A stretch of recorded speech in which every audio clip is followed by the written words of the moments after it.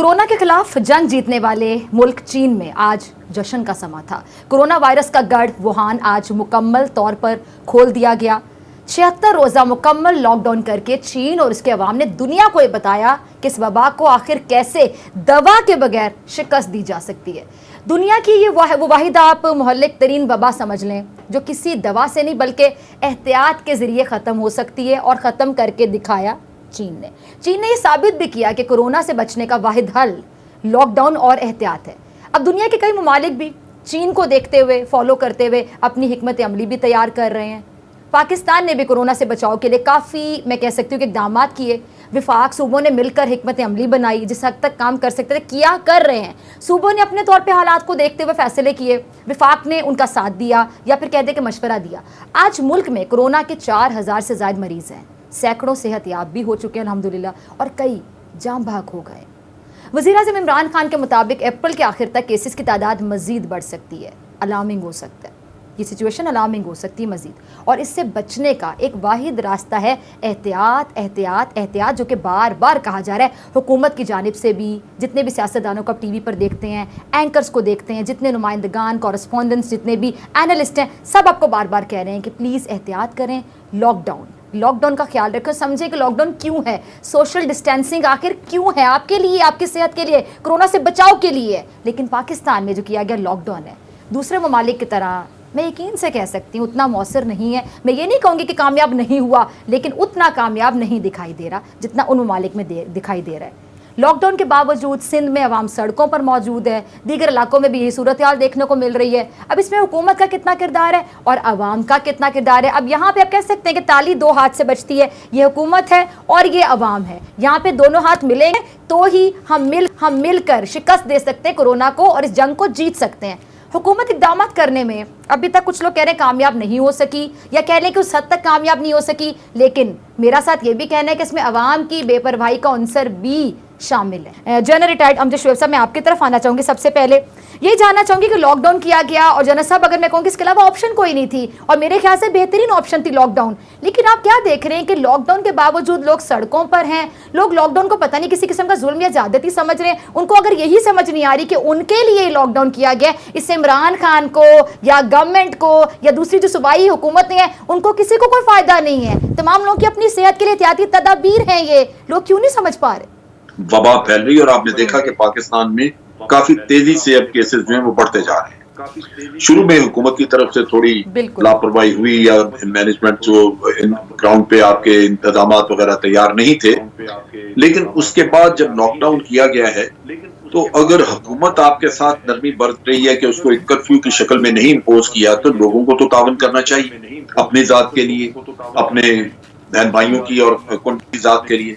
लेकिन बदकिस्मती ये है कि यहाँ पे इस मामले की संजीदगी का वो एहसास नहीं लोगों में, बल्कि लोग लड़ रहे हैं। मैंने बहुत सारी जगहों पे देखा, कराची में खास तौर पे, कि वो धमकियां दे रहे हैं कि जनाब हम फलां तारीख से कारोबार खोल देंगे, आप बैठे रहें। फिर बाज लोग धमकी दे रहे हैं कि जनाब ये जो आपने रखा हुआ है, जो लॉकडाउन किया है, ये तो बेकार है, इसका फायदा क्या है। ये वो सारी जो गुफ्तगू है बेकार किस्म की, वो आपके लिए नुकसानदेह है। लोग ये नहीं समझ रहे। पाकिस्तान में जो मसला है ये कि आप देखिए यूरोपियन कंट्रीज में या जहां भी ये वबा फैली है, वो तरक्की याफ्ता मुल्क है, उनके वसाइल पूरे नहीं हो सके। और पाकिस्तान में जहां मेडिकल फैसिलिटीज पहले कम है, अगर खुदा न खास्ता यहाँ चीज फैल जाए तो आप सोचिए कि यहाँ क्या हाल होगा। कोई संभाल सकता हूँ लेकिन ये ना इंडस्ट्रियलिस्ट के, ना दुकानदार के समझ में आ रही है और ना ही आम आदमी समझ रहा है।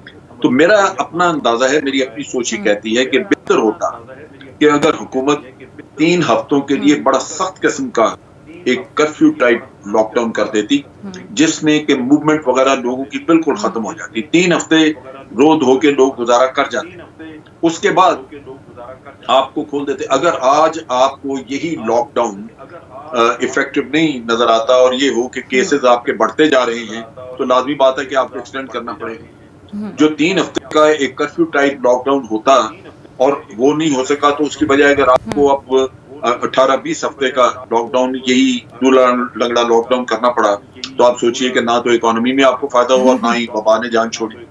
तो मेरा ख्याल है कि दोनों तरफ ये अपने अवाम का मिजाज देखते हुए हमें फैसला करना चाहिए था यहाँ पे कभी भी ये जो ढीला ढाला लॉकडाउन है या जो हम समझते हैं कि एक शरीफाना किस्म का लॉकडाउन है, वो कामयाब नहीं होगा क्योंकि लोगों में एहसास नहीं है और बीमारी बढ़ गई तो वो भी इल्जाम हुकूमत पे आएगा कि जनाब आप मरीजों को संभाले तो कहाँ संभालेंगे, ये यहाँ पे तो वो इंतजाम है ही इतने वसी पैमाने पे तुम्हारे पास मेडिकल फैसिलिटीज नहीं है। तो इसलिए अब भी हुकूमत को सोचना चाहिए कि इफेक्टिव लॉकडाउन कर दें, क्योंकि ये लोग उस नरम लॉकडाउन को मेरा ख्याल है बहुत लाइटली ले रहे हैं, संजीदगी से नहीं ले रहे और बीमारी बढ़ती जा रही है। आपने देखा कि रोजाना की बुनियाद पे बड़ा तेजी से लोग जो है वो कोरोना के शिकार। जना साहब आपका पॉइंट आ गया।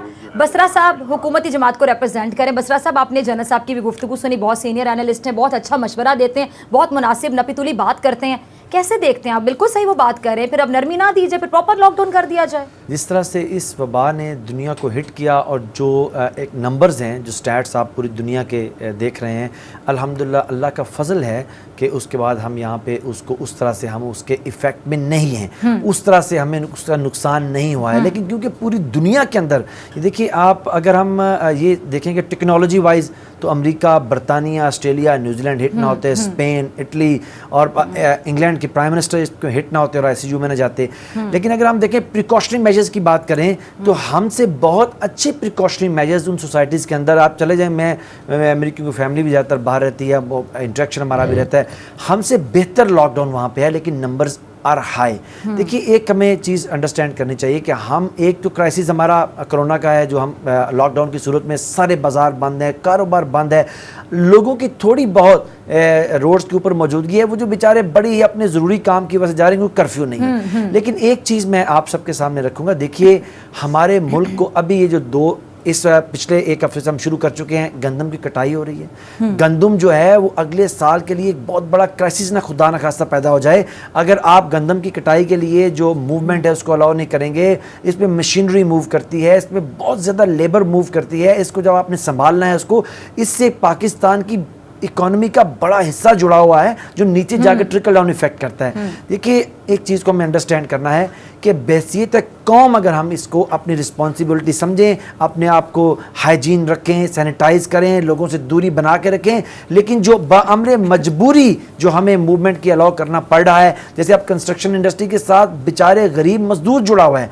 हमारी गंदम जो है अगर अभी मार्केट में जो आना शुरू हुई है, अगर ये डिले कर दें, काटेंगे नहीं, फसल ख़राब खुदा न खास्ता हो सकती है। तो मैं जनरल साहब की इस बात से एग्री करता हूँ कि हमारा जो मिजाज है, बैसियत कौमी मिजाज जो है हमारा, वो लापरवाह मिजाज है। हम चीज़ों को उसकी जो एक डेप्थ है उसको गेज नहीं कर पाते हैं और जल्दी से उतावले हो जाते हैं कि जल्दी बस हमें लॉकडाउन खत्म कर दे, मैंने बिजनेस खोलना है। भाई जब लोग ही नहीं आएंगे तो आप बिजनेस खोल के क्या करेंगे? और एक मॉडल जो चाइना ने आपके सामने सेट कर दिया है, 70 से 75 दिन का लॉकडाउन तो उन्होंने किया है एक इलाके को, तो फिर जाके उससे निकले ऑलमोस्ट 2.5 महीने बनते हैं। इसमें देखिए क्योंकि वो जिस इलाके में उनके वुहान को हिट किया वो इंडस्ट्रियल एरिया है, वहाँ पे बहुत बड़ी एग्रीकल्चर मार्केट नहीं है। हमने शिकस्त दे दी कोरोना को। देखिए इंशाल्लाह ताला मैं अपनी हमारी कौम भी बड़ी अल्हम्दुलिल्लाह बहादुर है, सिर्फ अपनी कौम को ये समझाने की जरूरत है। देखिए जितना हुकूमत इसमें आपके लिए कर सकती है उसने किया है। आपका फर्ज हुकूमत से बहुत ज्यादा है कि आप अपनी कौम और हुकूमत के लिए कुछ करें।